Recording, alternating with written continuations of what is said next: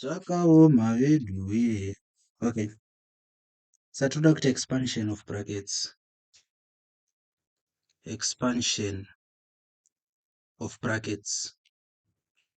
Saka kana tichiexpanda mabrackets so regai tidai so. Ngatiti tina A bracket B. Saka A bracket B zvinoreva kuti A times B. A times B. So kana tiine a term iri kunze toita a term iri mukati memabrackets. Mabrackets anoshandiswa kuita denote multiplication. Saka ndo point number 1 iyi. Kuti A bracket B zvoreva kuti A times B. So let us go on to point number 2.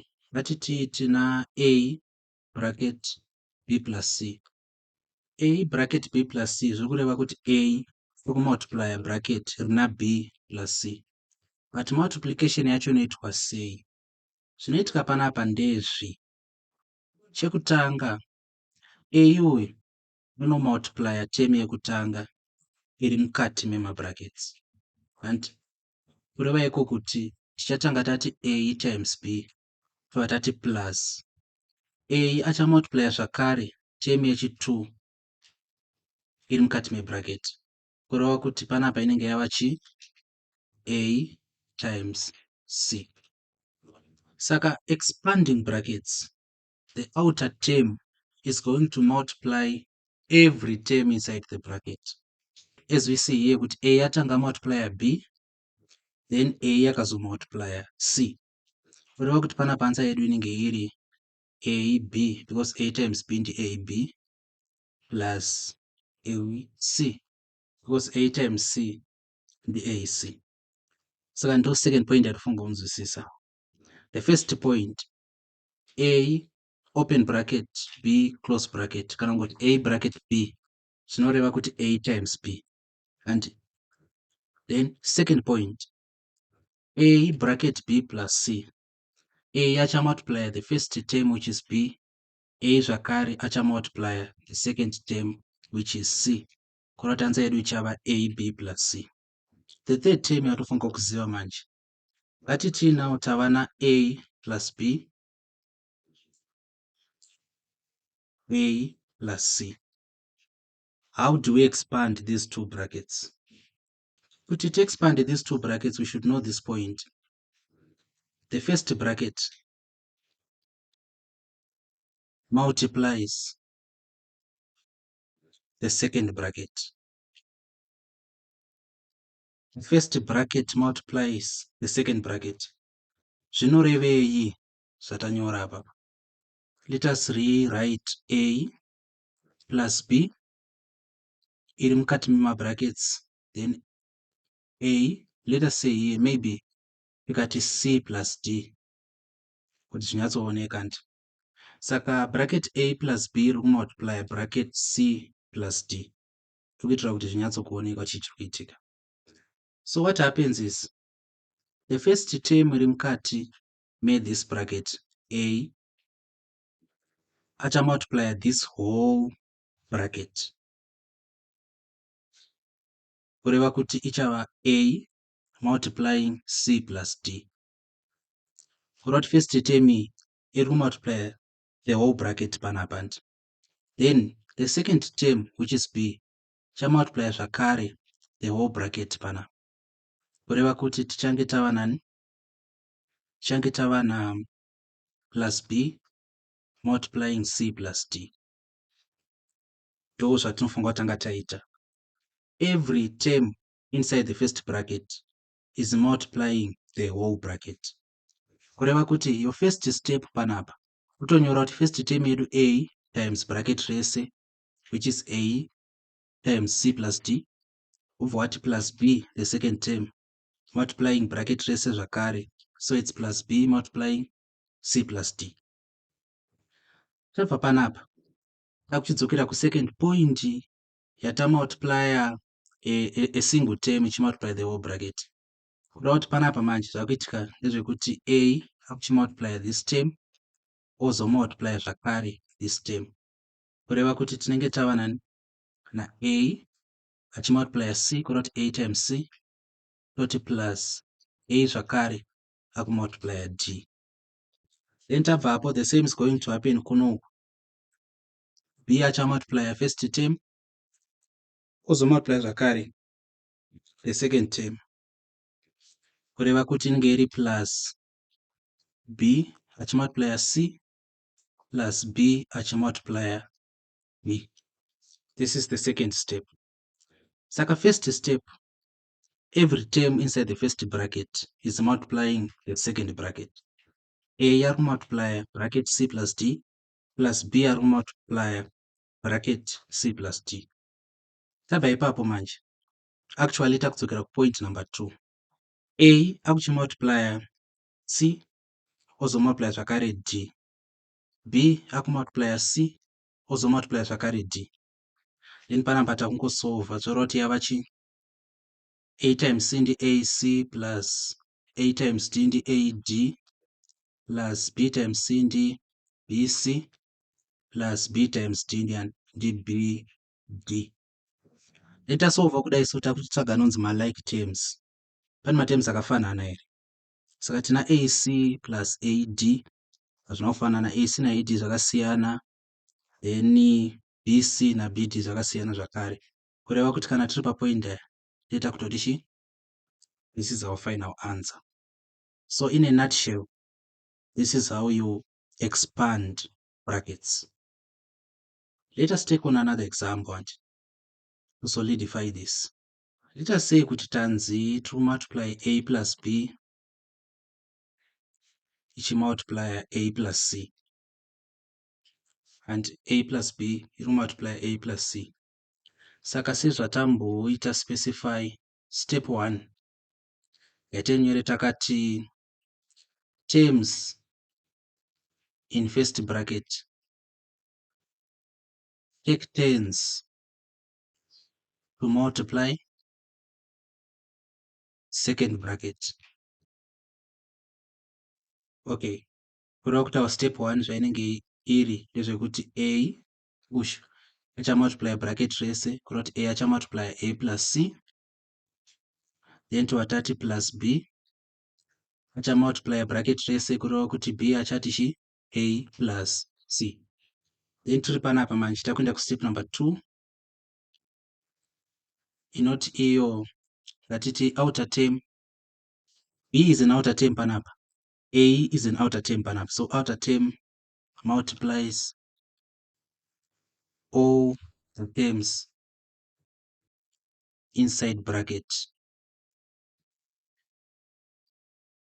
kureva kuti panapa taakuti chi a akuti multiply this a, kureva kuti taana na a times a plus a akumultiply the second term taana a times c plus b akumultiply this term satana b times a plus b akumultiply this term again taana b times c. Saka a times a ndiani? A times a ndi a squared, a times a ndi a squared. Then what is a times c? Plus ac. And kana uchinyora ma-unknown ako, ma-variables ako, kana ari ma-letters, it is advised kuti umanyore in alphabetical order, kureva kuti in as much as it's not wrong to say ca, but for the sake of order tongonyora kuti ac.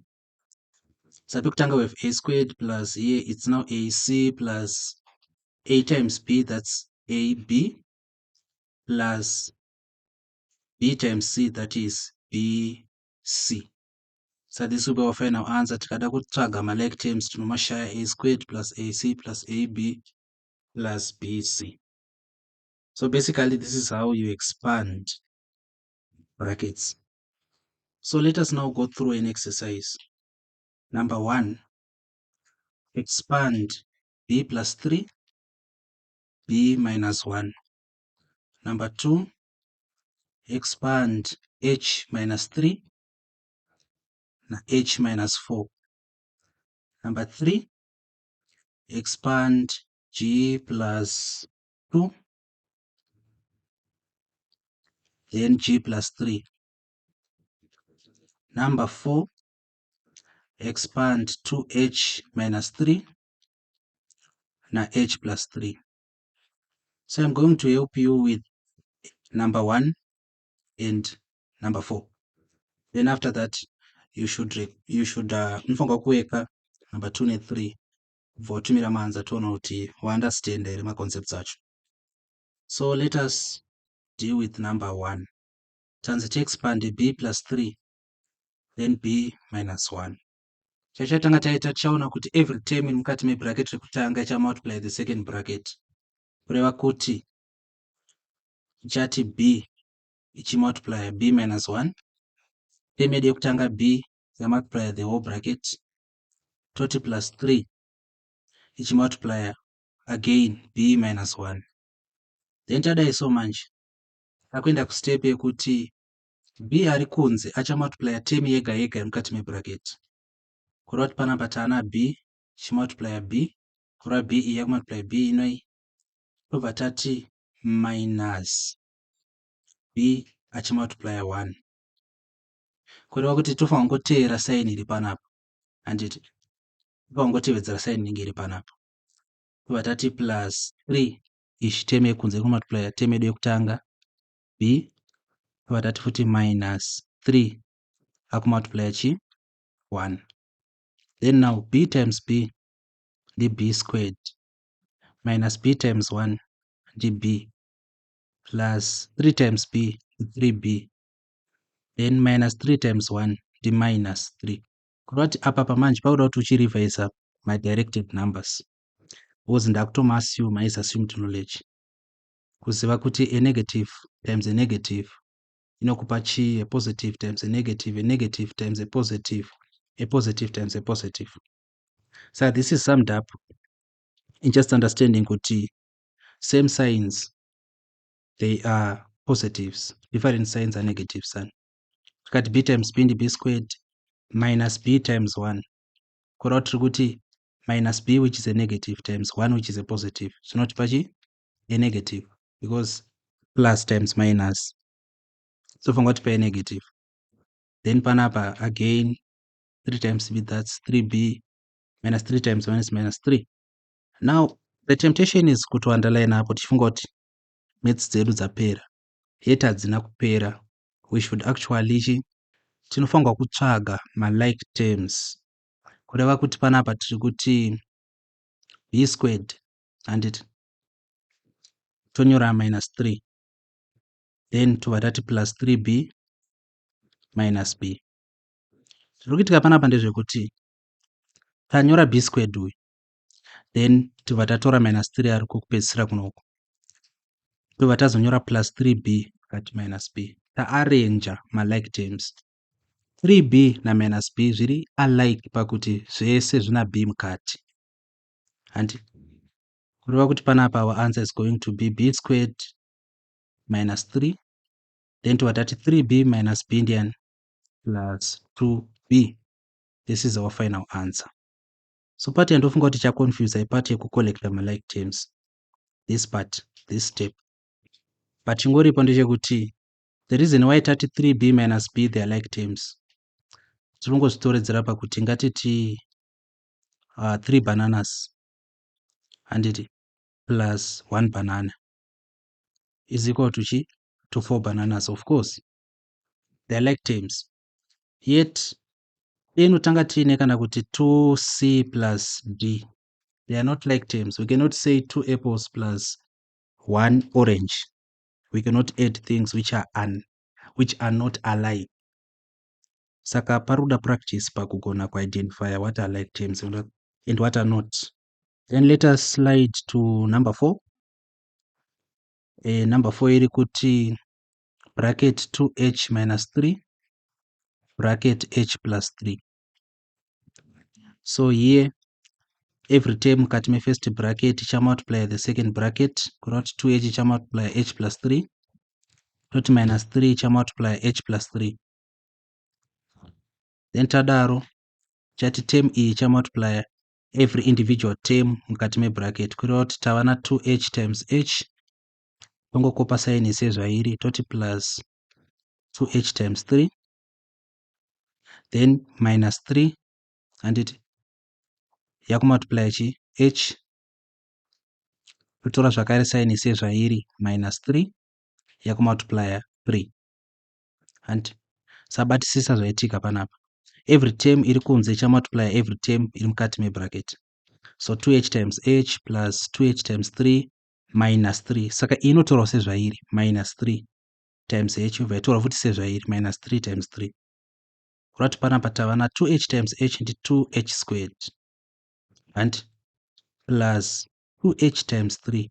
Saka kana tiina 2h times 3 manamba anomultiplyana ega, kureva kuti tichati 3 times 2 ndi 6, then yava 6h, kureva kuti 2h times 3 ndi 6h, minus 3 times h ndi minus 3h, minus 3 times 3 ndi minus 9. Pane malike terms rapa, tikatarisa tichaona kuti 6h na minus 3h they are like terms, kureva kuti answer yedu inofanira kunge iri h2h squared. Kati 6h minus 3h answer yedu ndiani? Ndi plus 3h, and then minus 9. So that answer yedu panapa ndi 2h squared plus 3h minus 9. So your homework is to do number 2 and number 3 and see if the concepts have been easy enough to digest. Thank you, Masai. Cannot overhead.